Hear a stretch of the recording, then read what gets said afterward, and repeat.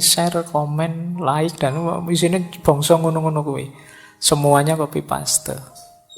Nah, kira-kira kalau kamu ndak ngerti itu, kira-kira ada gunanya ndak sih? Kalau misalnya dicoba ya, coba kalau ndak usah kamu baca info-info di grup-grup WA-mu itu, 1-2 hari saja, terus hari ketiga kamu buka, kamu ketinggalan informasi banyak ndak sih?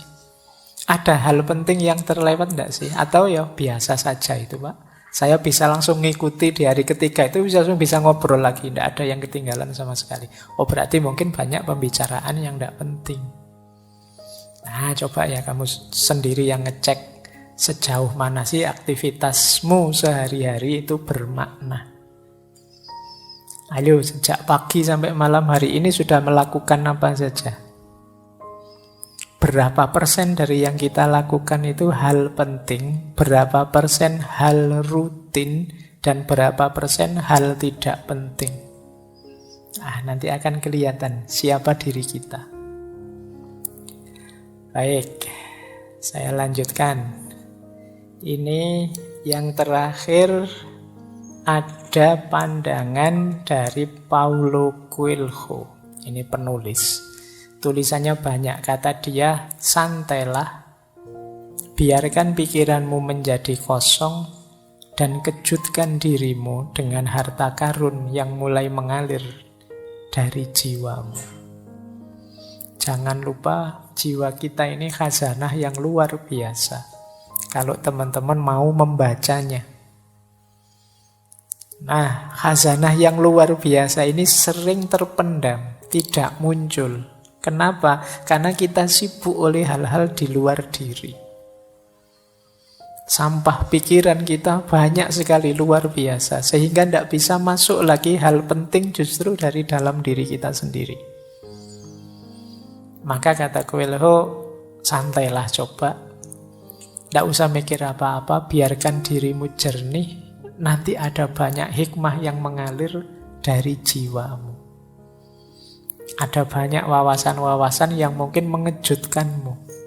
Jadi makanya kalimatnya, kejutkan dirimu. Betapa luar biasanya dirimu, cuma kamu tidak sadar saja. Baik ya, ini sebenarnya memprovokasi kita untuk berpikir jernih. Ayolah, menjernihkan pikiran. Hari ini banyak distraksi yang membuat kepala kita ruwet. Jadi saya sering didatangi teman-teman muda, mahasiswa dan lain sebagainya yang itu mengkonsultasikan sesuatu yang sifatnya hanya overthinking. Jadi sekedar cari ruwet saja. Yang tidak ada manfaat praktisnya, tidak ada manfaat idealis nilainya untuk hidup praktisnya.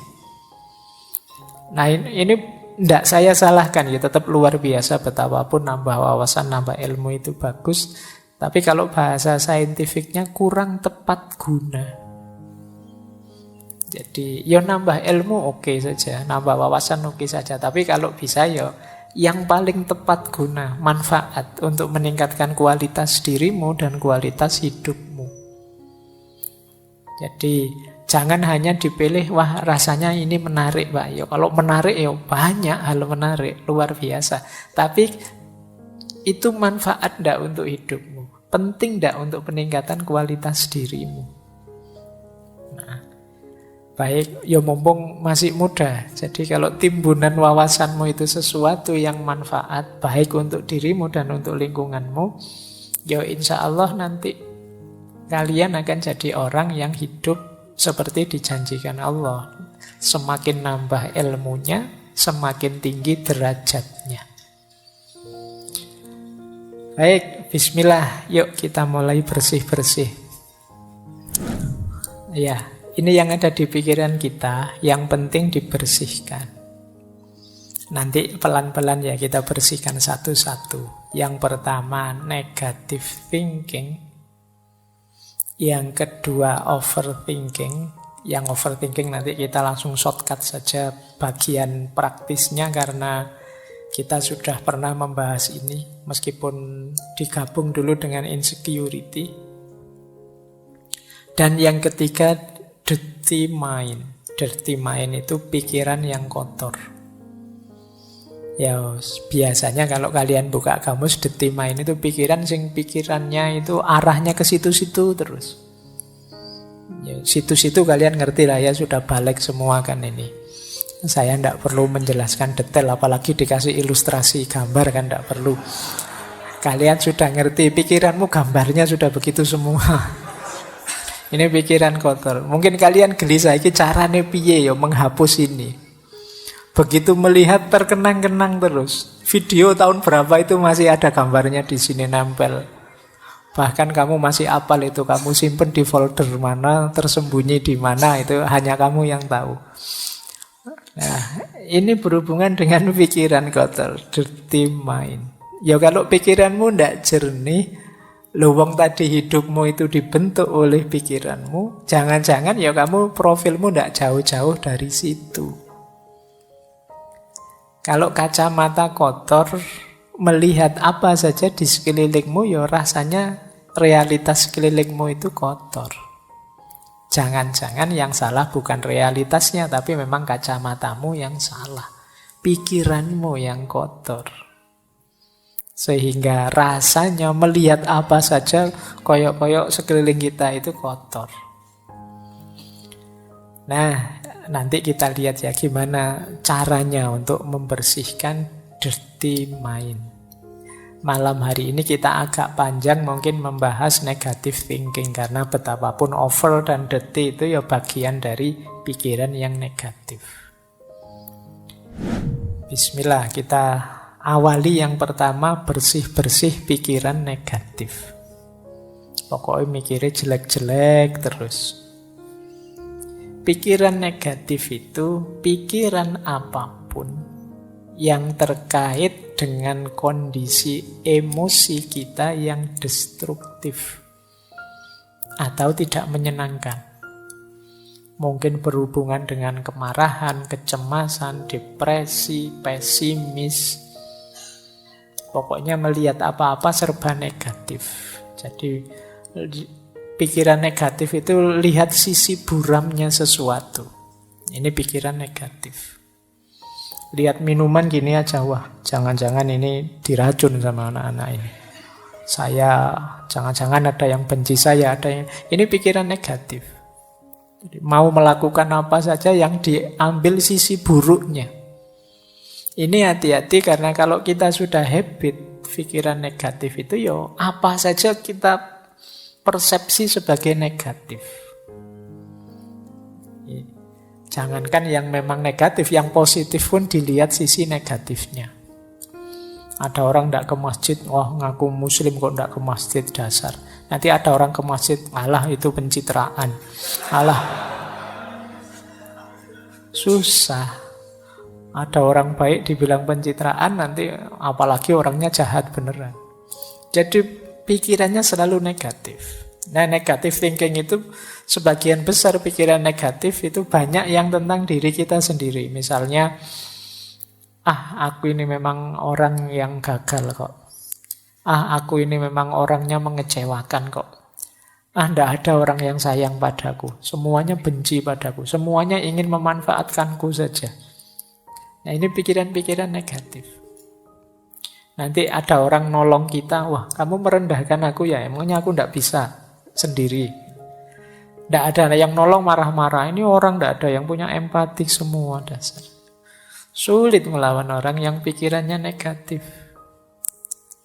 Dibantu dianggap merendahkan, tidak dibantu dianggap tidak peduli. Nah, ayo kita latihan. Banyak di sekeliling kita orang-orang yang berpikiran negatif.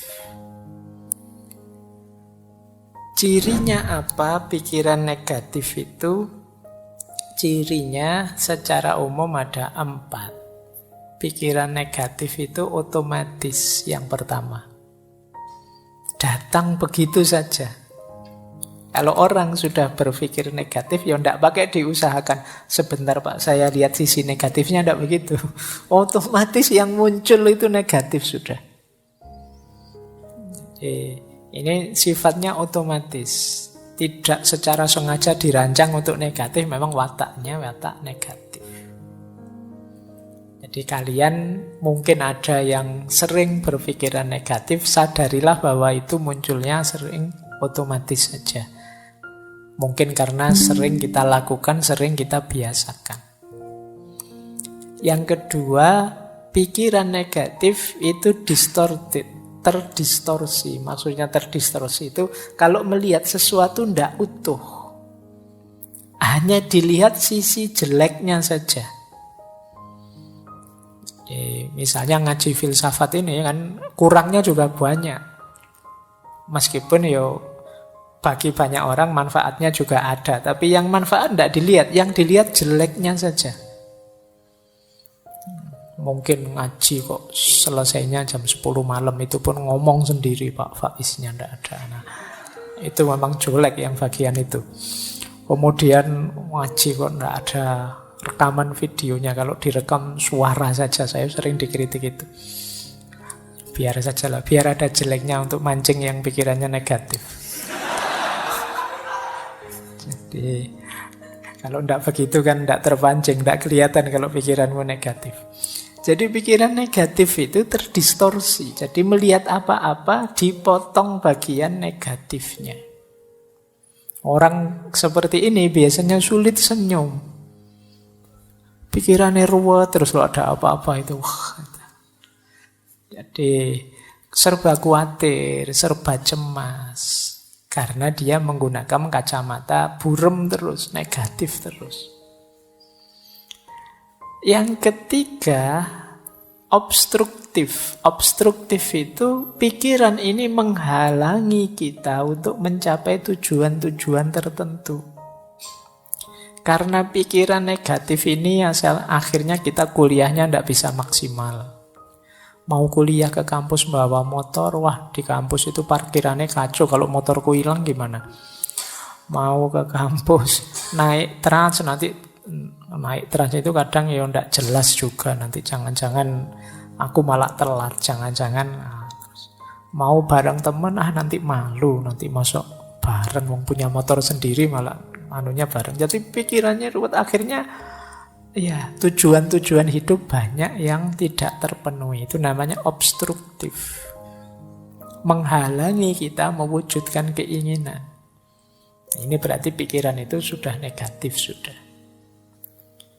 Kemudian yang terakhir, pikiran negatif itu plausible. Plausible itu masuk akal. Masuk akal menurut kita yang berpikiran negatif. Kita cari saja alasan untuk melihat sisi negatifnya. Dan mesti ketemu wong alasan itu bisa dibuat. Alasan itu kan hasil karya akal kita. Seperti saya bilang tadi, pikiran itu mau kita ajak kemana saja bisa. Wong yang salah itu kita bikinkan alasan biar benar saja bisa kok. Itu yang disebut plausible. Maka pikiran negatif juga begitu. Dia didukung oleh akal kita. Benar itu, kamu tidak usah ke kampus daripada motornya hilang. Paling dosennya ngomongnya juga gitu-gitu aja. Tidak ada menarik-menariknya misalnya. Mending di YouTube saja banyak, ngapain sih? Dan justifikasinya mesti ada. Mbok kamu sampai terancam DO pun dia bisa, alah kuliah itu kan tidak nomor 1. Masa depan tidak ditentukan oleh kuliah, sudahlah. Plausible. Yang buruk, yang negatif, yang jelek bisa kita carikan argumen biar tetap bagus. Ini ciri-ciri pikiran negatif. Jadi dia ini otomatis muncul, mendistorsi realitas, menghalangi keinginan-keinginan baik kita, dan kita anggap masuk akal. Padahal itu sebenarnya negatif. Jadi ayo dicari, kalau ada makhluk seperti ini dalam diri kita, ayo dibersihkan. Jadi kok tiba-tiba kita melihat negatifnya sesuatu, coba tanya, ini memang negatif saja atau ada positifnya sih? Oh, ada positifnya sih. Cuma tadi belum sempat saya baca, tapi menurut saya yang negatif juga perlu diperhatikan. Nah, kalau ini sudah mending, sudah melihat sesuatu lebih luas. Tidak sekedar melihat negatifnya saja.